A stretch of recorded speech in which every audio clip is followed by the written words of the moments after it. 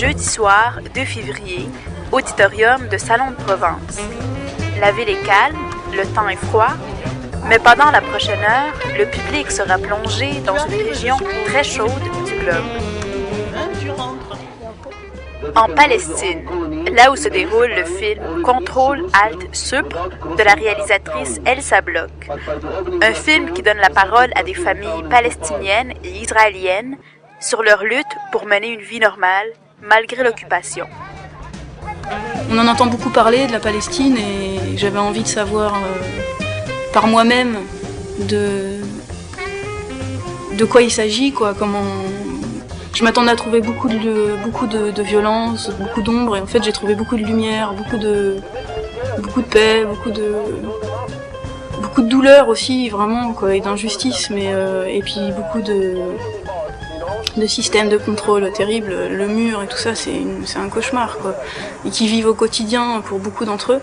Et du coup c'est terrible, et en même temps il y a un accueil, il y a une beauté que je m'attendais pas à trouver, en fait. Et du coup cet espoir et tout ça, c'est vraiment aussi ce qui m'a donné envie de faire ce film. Une première réalisation pour la cinéaste qui déjà atteint son but. C'était vraiment un documentaire très très sincère, quoi. C'était des gens interviewés, il n'y avait pas du tout de fiction, et j'ai trouvé donc que il y avait une authenticité vraiment très intéressante, et ça m'a éclairé sur ce problème en Palestine. Ça ouvre l'esprit, on n'est pas toujours complètement en phase. D'ailleurs, moi, des fois, j'ai un peu de mal à me mettre en phase avec le film. Il me faut des fois les premières minutes, et puis parce que c'est pas un regard classique, quoi. C'est un peu décalé. C'est ça qui est intéressant dans ce genre de festival. Éclairer, ouvrir l'esprit, poser un regard différent. Ce sont les objectifs des documentaires présentés lors du Festival international du film des droits de l'homme.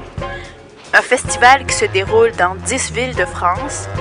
À Salon, l'événement en est à sa 3e édition, sous la direction du Secours catholique. Eh bien, l'année dernière, nous avons eu une bonne fréquentation, puisque si on parle que des séances tout public, on a eu en moyenne 100 personnes par séance, avec des débats, donc, puisque c'est la règle, tout film projeté est suivi d'un débat. Nous, notre but, c'est que finalement le spectateur, quand il sort, il se pose des questions. Si on est arrivé à ce but-là, ça veut dire qu'on est arrivé à sensibiliser donc, le public qui est venu nous voir à ces problèmes-là. Voilà. Et après, donc, chacun agit en fonction de ce qu'il a envie de faire. Hein. Donc, il y a peut-être des gens qui vont rejoindre la Ligue des droits de l'homme, d'autres qui vont rejoindre d'autres associations. Voilà. Pour essayer de faire quelque chose dans ce sens-là. Parmi les autres sujets abordés cette année, la guerre civile en Colombie, les prisonniers politiques en Birmanie, l'exploitation des travailleurs agricoles au Kenya et l'assassinat d'un leader syndical au Cambodge. Ce film-là, c'est le premier que je termine, quoi. Et vraiment, ce qui m'a aidé à le finir, c'est palestinien, c'est le fait qu'il m'ait demandé de témoigner et de transmettre ce que j'avais filmé là-bas en France, quoi. Pour eux, c'est très important de parler aux gens, au peuple, et de peuple à peuple, quoi.